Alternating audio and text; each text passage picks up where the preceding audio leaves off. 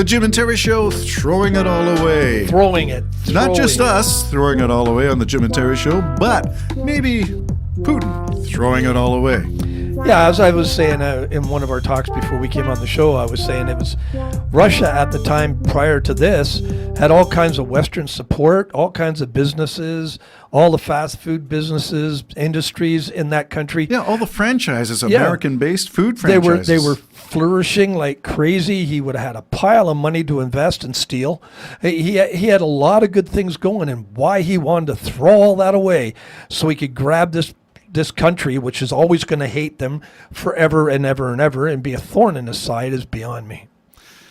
Yeah, We're talking about Jon Stewart's rant on Tucker Carlson, it was hilarious. which was, well, from our point of view, it was hilarious. Can somebody like Tucker have any credibility, Tucker Carlson? No. None. Zero. Tucker Carlson is a low form of entertaining. He's not a journalist, that's for sure. He's not doing it for the sake of people. He's not a journalist. He is someone who's found a way to suck the money out of Americans, out of people around the world, and he's just like Trump, couldn't care less who suffers, who will die, or what nation will be destroyed. He's probably got money tucked away in rubles and everything else all over the way. Tucker's tucked it away. He's just, that segment he went, and the poor gullible American friends, I'm sorry, I'm never going to be able to go to that country again.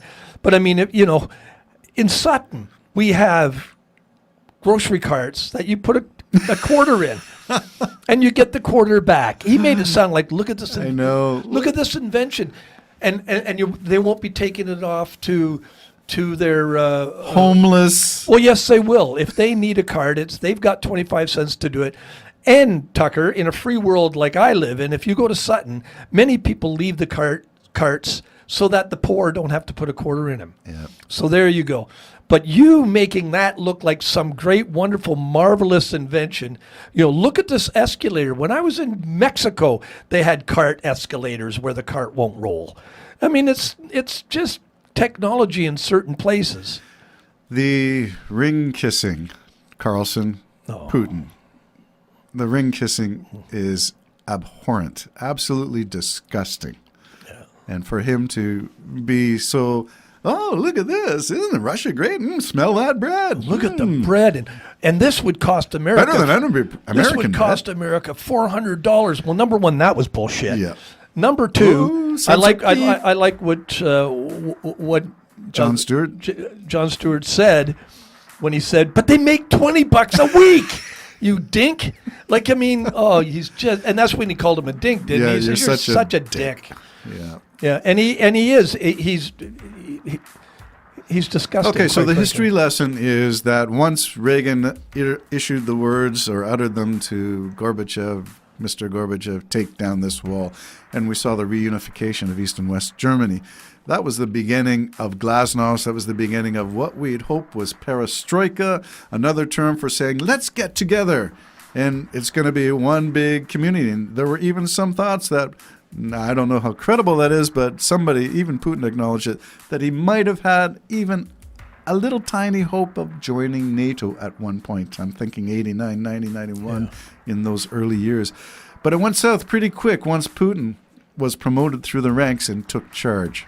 Yeah, he has grand thoughts of the old Soviet Union, and he didn't like the move back to Russia and free up those countries that would cause him such a havoc to his nation, to Russia.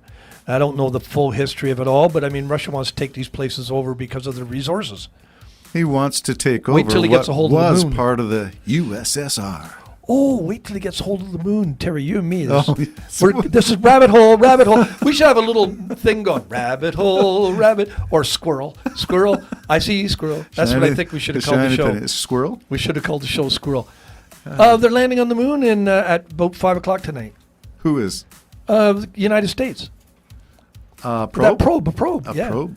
Yeah. First time in 50 years. Well, we'll get there. We'll get to space, but let's wrap up this thing that Russia was on the cusp of probably greatness.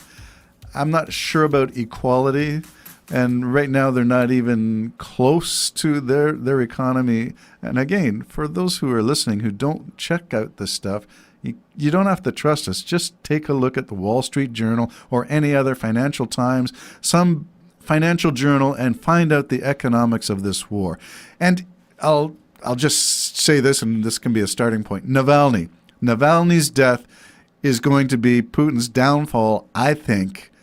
And the reason is simply it's time now to seize, and this is provocative, the $300 billion worth of Russian assets and sell it and get the money, give it to Ukraine for rebuilding Ukraine, maybe initially to buy the weapons to win the war. And again, Ukraine winning the war looks like getting back what was stolen from them. That's all that winning looks like. It's not as if we're going to destroy and annihilate Russia or destroy Moscow's great museums and cultural heritage locations, despite Russia attacking Kyiv and destroying all their cultural heritage, abducting children, rebranding them as Russians? What? Yeah, so there's so much. By the way, the ICJ, International Criminal Court, is seeing and listening to the Putin war crimes trial starting now. Well, all kinds of war crimes. You don't have to be a genius to see it. It's horrible. And yet people say, go Russia. Well, again, I can't even begin to become a part of that. I have to literally walk away when anybody is in support of Russia and this atrocity and Putin in his absolutely bloodthirsty way of doing things. I mean, look at all the people who have died just because they disagreed with him. He's killed them. Well, this blatantly killed them. Blatantly killed them. For those people who are part of the F. Trudeau crowd in Canada or the MAGA world in the South, need to get a reality check, which is that what you saw with Navalny being put to death, what you see in Russia with opposition leaders rounded up, not just incarcerated, but tortured and eventually killed, whether you use it with radioactive substances in teas or your underpants. Or they fall out a window. They fall out of windows, a great... How many fell out a window? Like 9 fell out a window and drowned. Like there was, I don't know the mixture. Imagine that. Imagine in your line of circle. Some coincidence that 9 would do. And then that whole plane that went down, the wing fell off. Yes, the whole plane. So again, we point to those data points and say, really? Yeah. You're going to still support Putin? Yeah. Really? Well, that's sort of what you had back in the olden days when kings took over. They just killed everybody else, any competition. And that's what you have with Putin. It's the furthest thing from democracy you can ever have. Of course, there's an election coming up, and he'll win it by 90%. Yeah, because he just incarcerated the only one who was going to, and it wasn't Navalny, it was some other person. So there you go. We got a whole bunch of stuff going on in Russia. So if you're an advocate of democracy, and you are saying, well, look at how great Russia is, and yeah, we would like a dictator like that too. Remember, this is what happens to the opposition. So this is not what you want, but this is what they say. This is the irony of the Republican Party talking about law and order, and yes, we want strong rules and regulations, and Russia has strong rules and regulations. If you're saying the same things that Russia is saying, chances are you are being played, and Putin is a master player. Yeah, he's good at that. If Trump should win presidency again, people will now realize you're never waking up from the nightmare. Yeah, I don't know if people got that part. They should. Well, if we did, there would be no possibility of Trump rising from the grave. Yeah. But yeah, here he is, still alive and kicking.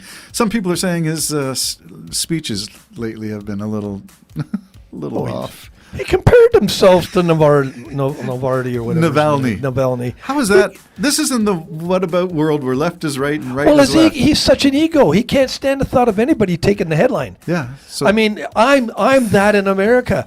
And I can't believe he's going to have some followers who go, yeah, he's dead right. He's dead right.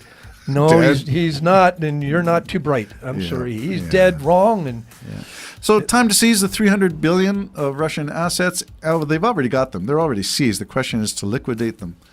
And would the law then be passed? Because you have to do this legally. You can't just take it and sell it. It has to be done through a passing of a bill So would the bill be appropriately named? And I saw this from Bill Browder, who I follow. Should it be called the Magnitsky Act, or should it be called, well, there are variations of the Magnitsky Act already enacted in various European countries. Canada has its own version of the Magnitsky Act. But should this one for seizing the Russian assets and liquidating them to give to Ukraine be called the Magnitsky legislation, or should it be called the Navalny? I'm thinking laws? Navalny for a couple of reasons. One is the reason Navalny went back to Russia and the reason he fought Putin and everybody else was because of the injustice in the nation and the oligarchs taking all the money. Secondly, I think that would just absolutely irk Putin to death to know that all his money's being taken from him in the name of the latest guy he killed. I don't know how much of it is Putin's. It's oligarchs, as far as I know. Oh, no, as far as I understand it, Did they all keep- the oligarchs know. All of that money's lent to the oligarchs by Putin. So Putin has control of all of it. So then the stuff that has been seized and assets frozen is Putin's personal. But even the other oligarchs, it's Putin's money. He lets them have it. Right. And if at any time he wants to take it, he can take it. Oh, boy. He is that powerful. Yep, except that he's The not. little teeny man is he- that powerful. That's right, It's but he's unbelievable. not able to keep his assets from being frozen. That's in the international community. That's in the international banks. And that's why he should be sweating a little bit at this point. He should be. And I don't know. I don't even know how a guy like that can. I don't see the fun in life at all, being a Trump or being a Putin. No. I don't see any joy Or in a that world. supporter of Trump, or Yeah. a supporter. I don't see of any Putin. joy anywhere near it. I'd rather be poor. Really. Well, here's the irony of things as they unfold in Canada, the United States, and MAGA and the Conservatives here up in Canada, is that they claim Trudeau is a Marxist, he's a communist, he's an authoritarian. And the United States, they say the same thing about Biden. Biden's a communist, a Marxist. And here it is, Russia is the communist, Russia is the Marxist. And what do? They round you up and kill you, send you to the gulags, torture you, or, in the case of the protesters who planted flowers for Navalny, get charged, arrested, and sent to the front lines. Trudeau and Biden are just liberals. That's it.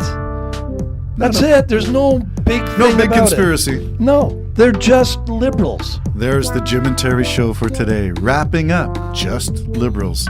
You're sitting in a liberal hobbit hole, you know that. I know that, but you're entertaining a conservative. I am, and it's very much fun. Bye-bye for now.